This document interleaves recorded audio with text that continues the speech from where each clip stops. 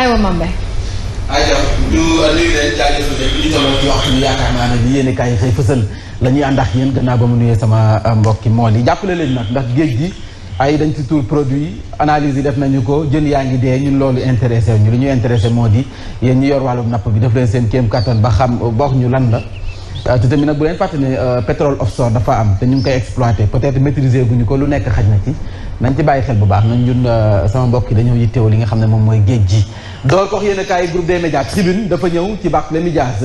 jour de vérité ndax si fàttali nag moo sàkk woon ñu tëggaat li nga xam ne moom mooy procès bi diggante moom ak Ndiaga Diouf tëggaat nañu ko tey jii la verdict bi di wàcc procureur nag si fàttali juróomi at la sàkk woon ñu dóor ko kii di maire bu Dakar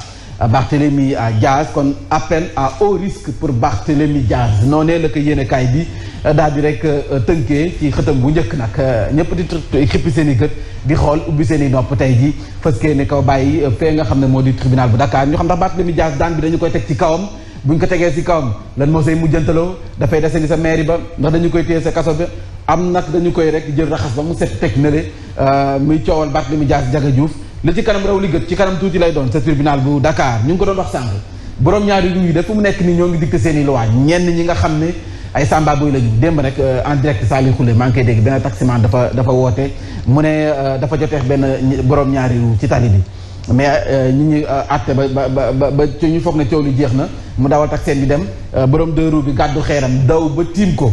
dóor ci baie vitrée bi mu toj alors que jëloon na ci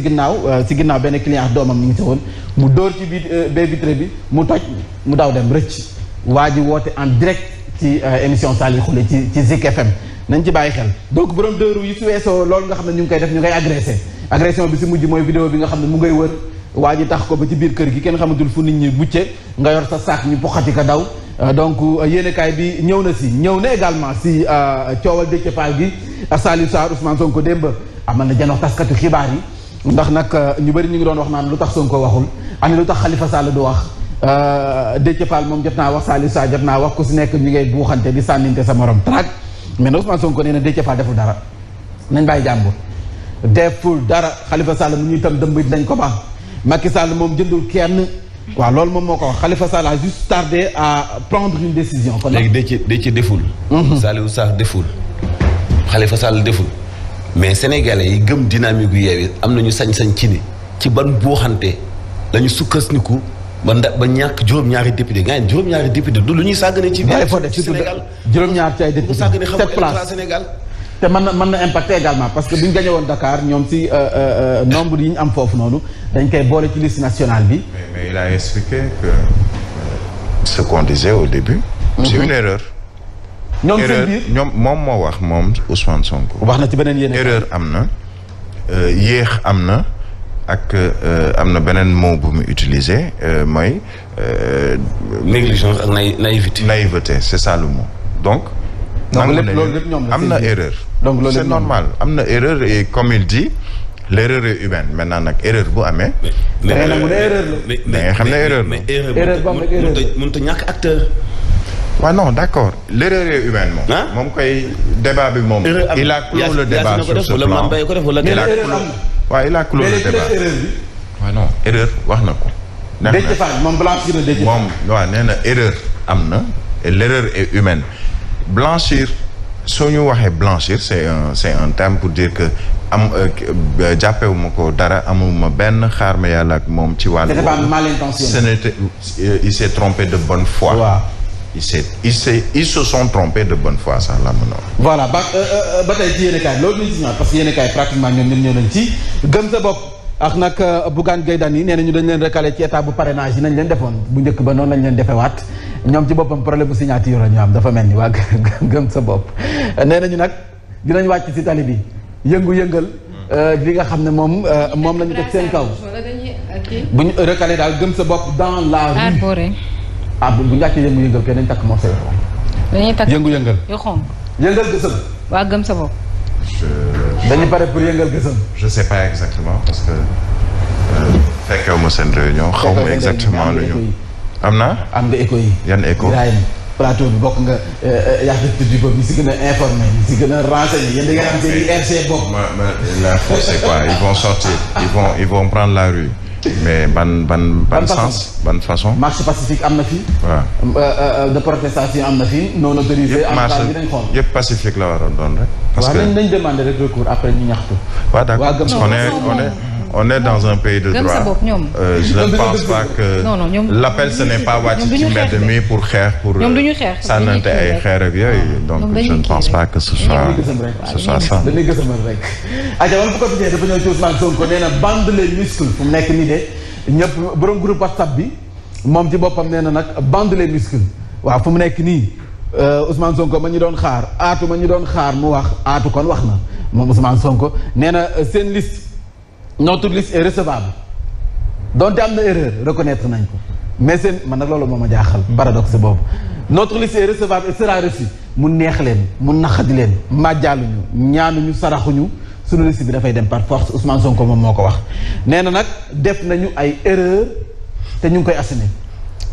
nous avons commis des erreurs moom Ousmane Sonko moo wax waaye ñun ñoo ko assumer waaye nag liste bi terewul day dem Ousmane Sonko moo wax. Quand tu assumes jusqu'au bout. waaw dafa assumer erreur ji.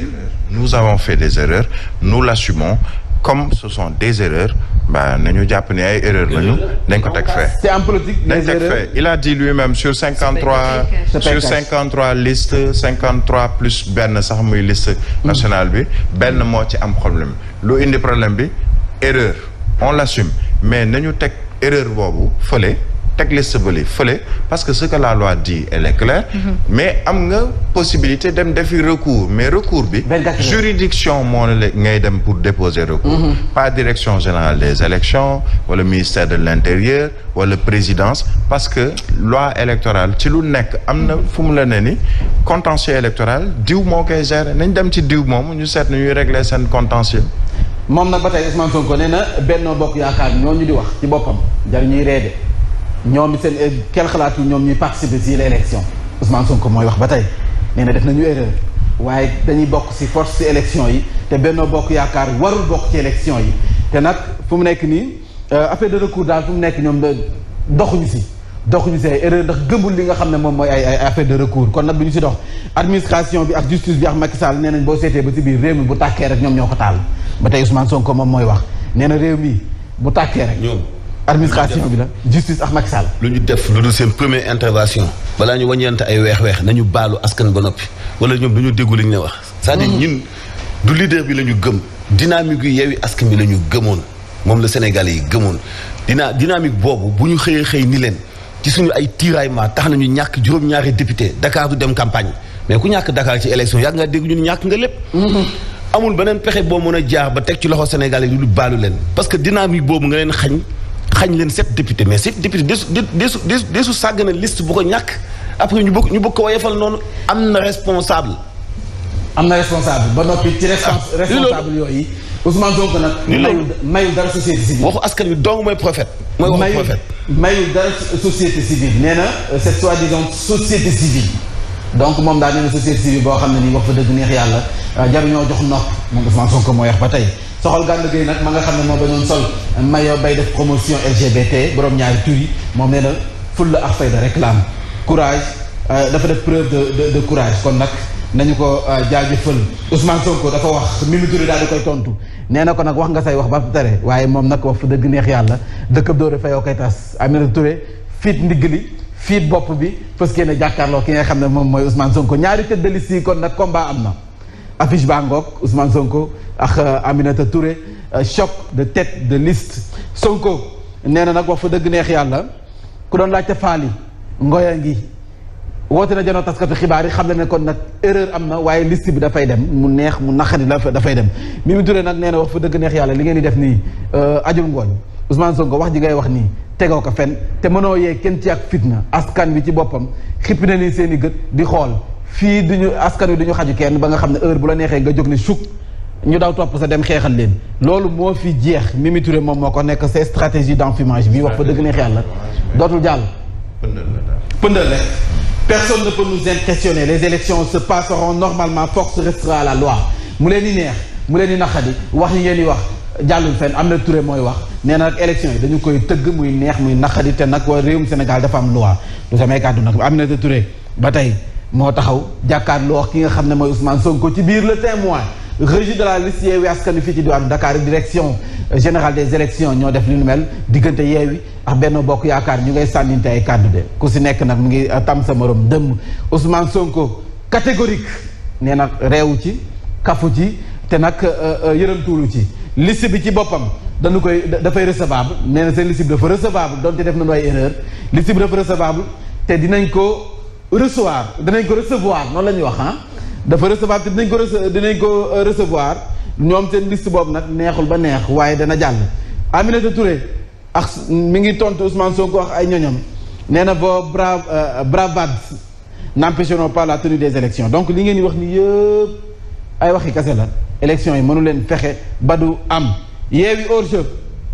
Sud Quotidien élection législative pour le département de Dakar Yewwi hors-jeu la direction générale des élections rejeté na liste bi pour non respect parité bi nga xam ne Barthélémy Dias mu ngi koy joxoñ baaraam Ousmane Sonko nee na Khalifa Sall deful dara Déthié Fall deful dara te nag am nañu 24 heures ngir dugal seen recours sa conseil constitutionnel yaakaar naa ne dinañ dugal seen recours boobu ñu dem ci source a nee na nag Sonko pour un corps à corps nee na askan wi wax fa dëgg neex yàlla mbir mi ma jëm kanam la te borom ma koy fajal boppam mbir yi du ñu ko bàyyi noonu ndax nag seen liste bi mu neex mu naqadi dafay jàll. ñu dem ci réew mi quotidien liste non paritaire de Yewwi fii ci diwaanu Ndakaaru kon nag Ousmane Sonko joxoñ na baaraam ñi ñëw ay frondeur moom ci boppam la mu wax jëm ci seen groupe WhatsApp bi yéen kaay ñëw nañu si nee na moom mooy administrateur bi groupe bi moom moo ko créé. te du nangu mukk nag ku nekk ci groupe bi di saaga ku fi saaga da lay rucci ku ci saaga da lay retiré di nga jékki-jékki rek gis Ousmane Sonko vous a retiré. ça c'est vrai aussi. waaw ku groupe WhatsApp bi règlement intérieur bi faw ñu respecté saaga du fi am ku fi saaga rek moom administrateur dana rucci rucci bu simple. ay kilifa duñu saagante duñu xasante. ñoom responsable bi seen biir. mais nañu nangu aussi. démocratie mu ngi répercuté wu ci seen alliance bi nga xam ni dafa juddu après coalition bi. alliance su wàllu moo sacrifié yenn leader kii Yewwi voilà foo ñu nangu ko Ousmane Sonko nee na Khalifa Sall nañ bàyyi jàmm deful dara nañ bàyyi Khalifa Sall deful dara niñ koy tamee dëmm deful dara tey la gën a am confiance ci Khalifa Sall tey la gën a am confiance ci Saliou Sarr tey la gën a am confiance ci Déthié législative validation des candidatures Sonko tête de liste Yewwi à Dakar cela validé loolu moom bu yeboo ngeen xam ko Yewwi fii ci Dakar dañu koy valider par force te Benno nag moom ci boppam dañ koy invalider moo ci plan national waxuñu sax Dakar mais plan national donc bi yeboo ñu bàyyi ci xel parrainage et élection au Sénégal dans le dilemme cornélien loolu nag mooy waa Benno Bokk Yaakaar jamono ji lu leen day sëkk nag moo di investiture yi gannaaw ba ñu génnee seen i investiture coow am na sax l'observateur dafa ñëw ci témoignage yi ñu doon wax sànq ab victime bu nga xam ne ni nee na ba léegi damay toog sama yaram di daw mel ni paaka ba nga xam ne moom la ñu tegoon sama put bi pour bëgg maa rendi dañ ko fi teg ba léegi donc mënatuma nelaw ba yàndoo ndax loolu ba tey dama koy dund bés bu yàlla sàkk muy victime agression yi mu mel ni kon nag lu ñuy dund metti na torop législative 2022 Yewwi Benno la guerre des clans mu mel ni nag Sonko joxe na part de vérité am jëm ci li nga xam ne moo dox ci diggante waa Yewwi Askan Wi coow li ci am seen liste bi nga xam ne dañu ko rejeté moom wax na si nee na entre Khalifa Sall Barthélémy ak moom wax fa dëgg neex yàlla wax nañu si téléphone kenn ratewul sa morom jot nañu wax téléphone si seen biir kon nag amuñu benn réeroo jëm ci ni ñu tëralee li nga xam ne moom mooy liste yi Mimi Touré noonu nag nee na dëkkab doore fayoo koy tos manipulation dootul jàll ci mim réew donc yéen bu fekkee ci manipulation ngeen di dox yéen waa Yewwi Askan Wi bee boo ngeen jéem a yeew seen bopp te xam ne boo leen yeewee ko it di ngeen fi fekk ñeneen ñu leen gën a yeewee ko taxaw fës kenn a jàkkaarloo yéen Aminata Touré mooy wax ba tey